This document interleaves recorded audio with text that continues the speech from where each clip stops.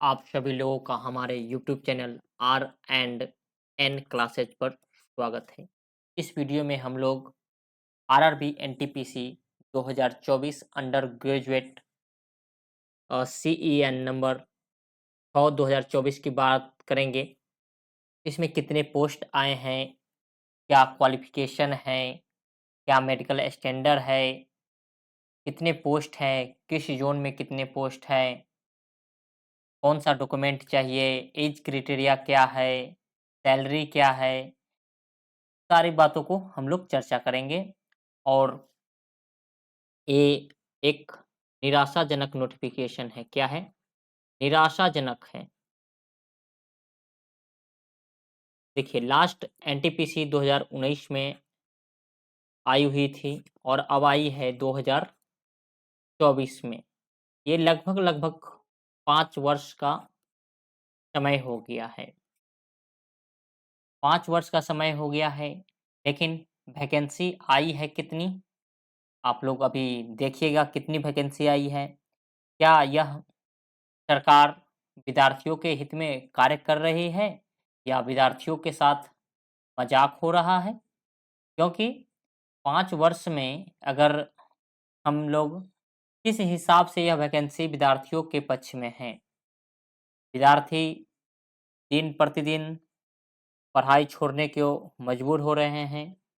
क्योंकि अगर इतनी कम वैकेंसी आएगी तो लोग जो सालों से इस इंतज़ार में बैठे हैं कि रेलवे की वैकेंसी आएगी, नौकरी मिलेगा, परिवार की स्थिति सुधरेगी, शादी-विवाह होगा, क्या उनके सपने पूरे होंगे?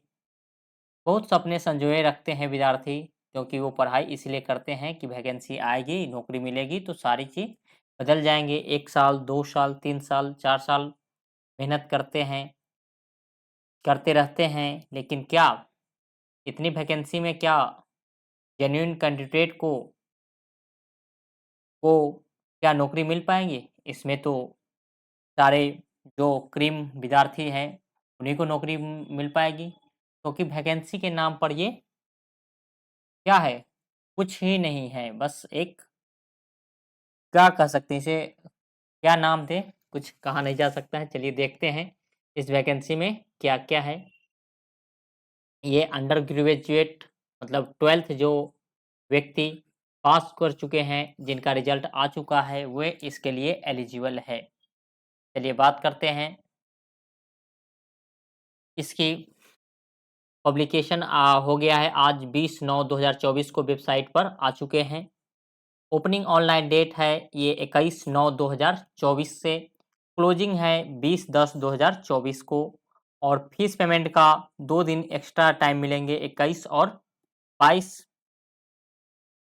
और डेट फॉर मॉडिफिकेशन विंडोज खुलेंगे 23/10 से 1/11/2024 के तक। और देखते हैं इसमें किस-किस पोस्ट के लिए आई है। तो ये आई है commercial cum ticket clerk, accounts clerk cum typist, train clerks और जूनियर क्लर्क कम टाइपिस्ट। तो ये देखिए, इसमें टाइपिंग नहीं है, इसमें टाइपिंग है, इसमें टाइपिंग है, ट्रेन्स क्लर्क में भी टाइपिंग नहीं है। चलिए नेक्स्ट देखते हैं क्या-क्या चीज़ है, कितनी-कितनी वैकेंसी आई है। देखिए, लेवल 3 की सिर्फ़ 1 पोस्ट आई है कमर्शियल कम टिकट क्लर्क, और इसका बेसिक होता है 21,700 होता है, बाकी बाद लेवल 2 की। और इसमें मेडिकल स्टैंडर्ड की बात करें तो B2 है, इसमें चश्मा जो व्यक्ति पहनते हैं वो इसमें पास कर जाएँगे मेडिकल कैटेगरी। और इस साल के लिए हमें छूट मिली है 3 साल का, 18 से 33 साल ऐज है जनरल के लिए। बाकी का जो ऐज रिलैक्सेशन मिलता है ओबीसी, एससी, एसटी, वो मिलता रहेगा। इसमें वैकेंसी कितनी है? 2022। एकदम देखिए कितना सुंदर अक्षर में है 2022। अगर अकाउंट्स क्लर्क कम टाइपिस्ट की बात करें तो ये लेवल 2 का पोस्ट है, इसका बेसिक है 19,900। इसमें C2 है, उससे भी थोड़ा मेडिकल स्टैंडर्ड इसका लो रहता है, और इसमें भी एज है 18 से 33 साल इस साल के लिए एक्स, और वैकेंसी है 361। जूनियर क्लर्क कम टाइपिस्ट की बात करें तो ये भी लेवल 2 के है, इसका बेसिक है 19,900, और इसका भी मेडिकल कैटेगरी C2 है, और एज लिमिट 18 से 33 साल, वैकेंसी है 990। ट्रेन्स क्लर्क की बात करें तो ये भी लेवल 2 की है, 19,900 है। ये A3 मेडिकल कैटेगरी है, थोड़ा-सा बेहतर मेडिकल कैटेगरी होता है और इसका एज लिमिट है 18 से 33 साल और इसमें वैकेंसी है 72। टोटल अगर बात करें तो 3,445 वैकेंसी आई है। कितना आई है वैकेंसी? 3,445 वैकेंसी। अब बताइए और ये कहाँ के लिए आई है? पूरा ये भारत के लिए आई है। क्या आप बताइए 3,445 वैकेंसी क्या एक अच्छी वैकेंसी है? विद्यार्थी बताइए 12th लेवल पर मालूम है कि विद्यार्थी की जनसंख्या क्या है? बहुत ज़्यादा है। चलिए और देखते हैं इसमें इसमें क्या-क्या दिया हुआ है।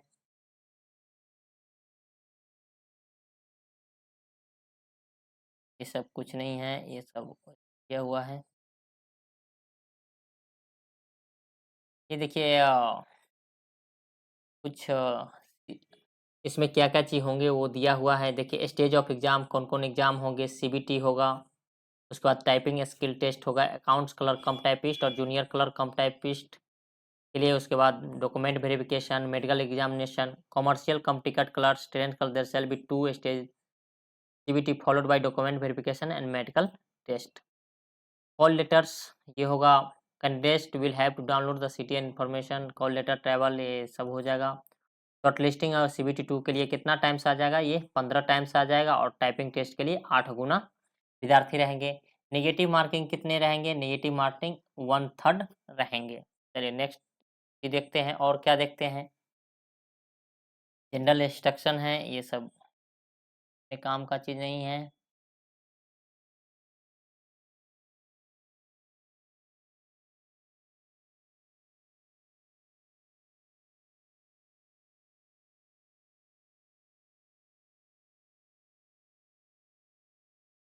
ये है जो एससी एसटी के लिए वो उसको फ्री ट्रैवल अथॉरिटी पास मिलते हैं, उसके बारे में दिया गया है।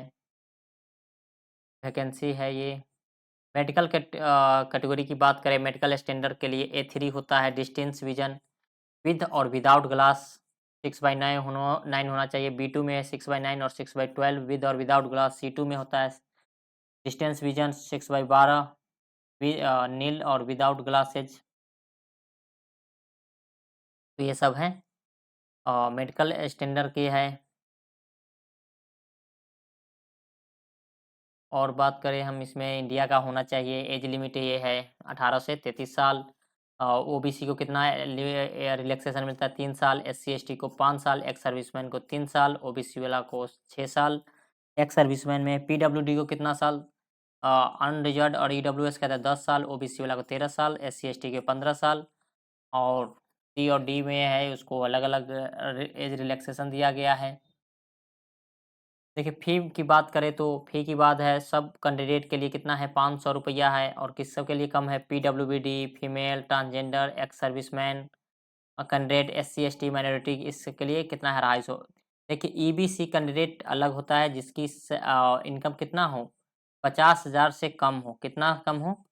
50,000 से 50,000 से कम हो वो आते हैं ईबीसी में। ईबीसी में वही लोग भरे जो बीपीएल कार्ड हो और जिनकी इनकम 50,000 से कम हो। अगर इससे ज़्यादा है तो नहीं भरे, इसमें डायरेक्ट छाँटा भी जाता है। नौकरी मिलने के बाद भी आप लोगों को नौकरी नहीं मिलेगा। और ये है देखिए एजुकेशन क्वालिफ़िकेशन की बात करें तो वही है आपको वेटिंग कैंडिडेट नहीं भर सकता, रिज़ल्ट फाइनल आना चाहिए। पेमेंट की बात है, क्लोजिंग डेट ये यहाँ दिया है 50,000 से कम हो जाएगा, इसी में है। नेक्स्ट बात करें तो चलिए सिलेबस की बात है, एक्स सर्विसमैन ये सब तो अपने किसी काम का नहीं है।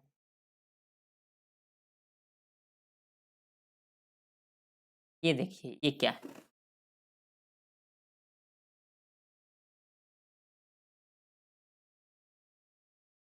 मतलब सर्टिफ़िकेट आपको होना चाहिए, कोई ओबीसी, एससी, एसटी का रिलैक्सेशन ले रहे हैं तो और no objection certificate for serving employee.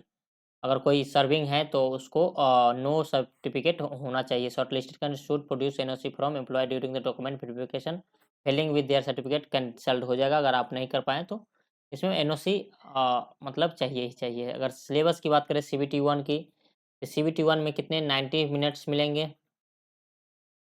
90 minutes में मैथ्स के 30 क्वेश्चन, रीजनिंग के 30 क्वेश्चन और जीए के 40 क्वेश्चन अब पूछे जाएँगे। 1/3 नेगेटिव मार्किंग रहेंगे। सिलेबस में वही जो सिलेबस है, वही सिलेबस है मैथ्स का।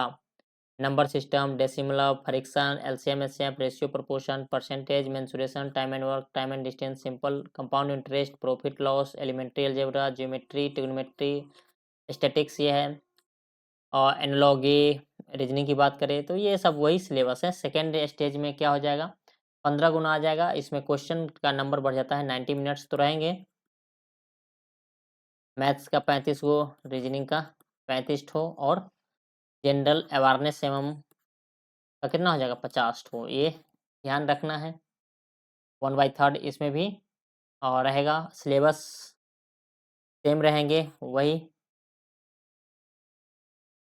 और टाइपिंग में आपको मालूम है कि इंग्लिश में कितना, इंग्लिश में आपको 30 वर्ड पर मिनट चाहिए और हिंदी में 25 वर्ड पर मिनट चाहिए। ये है और इसमें 8 गुना विद्यार्थी को बुलाया जाएगा टाइपिंग टेस्ट के लिए। डीवी में जितना वैकेंसी रहेगा, डीवी में एक्स्ट्रा वेटिंग नहीं दिया जाएगा, जितना रहेगा उतना ही बुलाया जाएगा। देखिए, सबके लिए सीबीटी 1 कॉमन रहेगा, सीबीटी 2 भी कॉमन रहेगा। और देखिए 2 में है अकाउंट्स क्लर्क कम टाइपिस्ट और जूनियर क्लर्क कम टाइपिस्ट के लिए टाइपिंग टेस्ट बुलाया जाएगा। नॉर्मलाइजेशन, एससी एसटी ये सब है। चलिए वैकेंसी की बात करें, किस जोन में कितनी वैकेंसी है तो उसकी हम बात कर लेते हैं।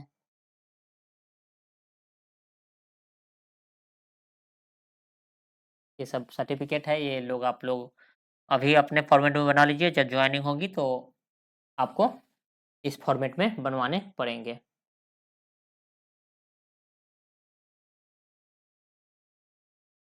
देख लीजिए ये कौन-कौन से क्वालिफ़िकेशन होना चाहिए। कमर्शियल कम टिकट क्लर्क के लिए 12th, सब में मतलब 12th अनिवार्य है।